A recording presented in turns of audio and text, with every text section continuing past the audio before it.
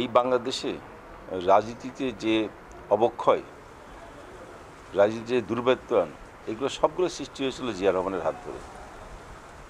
এটা 1975 সালে জাতির পিতাকে হত্যার পর এই রাষ্ট্র ক্ষমতা দখল করে জিয়া রহমান তখন এই দেশের রাজনীতিটাকে ধ্বংস করে দিয়েছিল। জিয়া রহমান নিজেই বহুবার বলছেন, I will make politics difficult for the politician. এটা তো আমাদের কথা নয়, জিয়া রহমানের কথা ছিল এবং উনি তাই করেছিলেন। এই যে রাজনীতিবিদদের কেনা বেচা, এটা তো উনি করেছিলেন। আওয়ামী লীগকে ভেঙে টুকরো টুকরা করার জন্য সেই সময় মিজান চৌধুরী সহ অনেকেই উনি টাকা দিয়ে অর্থের বিনিময়ে দল ভেঙেছিলেন। তো এই যে বাংলাদেশের রাজনীতির যত কলুষিত যত কাজগুলো, সবগুলো জিয়া রহমানের হাত দিয়ে করা। অতএব সেই জিয়ার দলের একজন কর্মী মির্জা ফখরুলের এখন এত বড় গলায় কথা বলার কোনো সুযোগ নেই। এটা প্রবাদে আছে, চোরের মায়ের বড় গলা। তো মির্জা ফখরুলের এখনও সেটাই হয়েছে।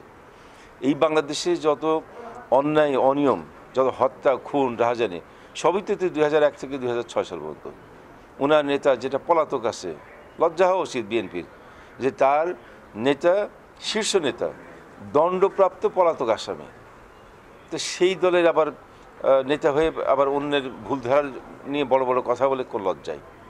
এই দেশের মানুষ দেখে নেই 2001 থেকে 2006 সাল পর্যন্ত কীভাবে এই দেশটাকে ধ্বংসের দিকে নিয়ে গেছিল।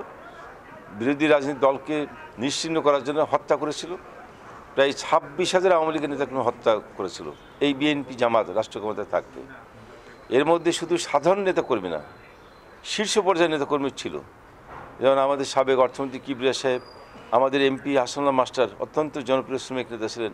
আমাদের এই মনজুরুল ইমাম খুলনার মেয়র ক্যান্ডিডেট ছিলেন। আমাদের মমতাজ আহমেদ নাটোরের উনি এমপি ছিলেন।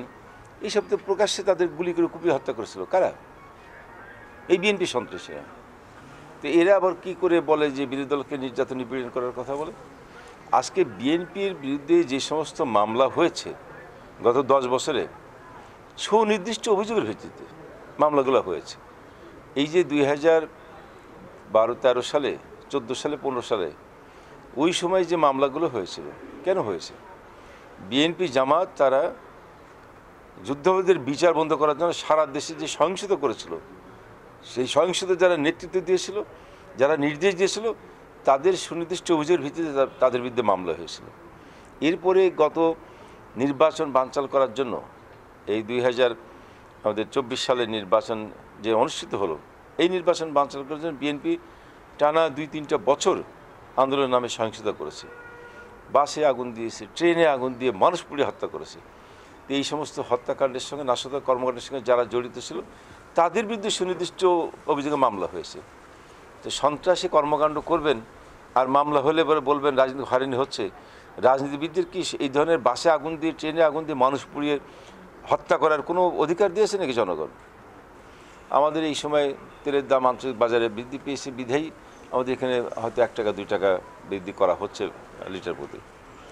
আমরা এটা মনে করি যে দ্রব্যমূল্য বৃদ্ধি পেলে আমাদের সাধারণ মানুষের একটু কষ্ট হবেই। সেটা 1 টাকা বৃদ্ধি হোক আর 2 টাকা বৃদ্ধি হোক, একটা চাপ, কিছুটা হলে চাপ হয়। কিন্তু রাষ্ট্র পরিচালনার ক্ষেত্রে তো আবার সেটা বিবেচনা করতে হবে, কারণ আমাদের তো এই তেল এখানে উৎপাদন হয় না, এটা বাইরে থেকে কিনে আনতে হয়।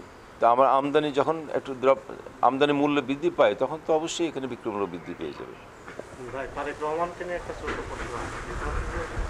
তারেক রহমানকে দেশে এনে তার সাজা কার্যকরের জন্য সরকার আবার তোড়জোড় শুরু করেছে এবং বিএনপি নেতারা বলছে যে তারেক রহমানকে দেশে আনতে হবে না, উনি নিজেই আসবেন, খুব শীঘ্রই আসবেন এবং উনি আসলে যে অরাজকতা এই দেশে চলছে সেগুলো নাকি সব বন্ধ হয়ে যাবে, জনগণ সরকারের বিরুদ্ধে তার নেতৃত্বে বসে উঠবে।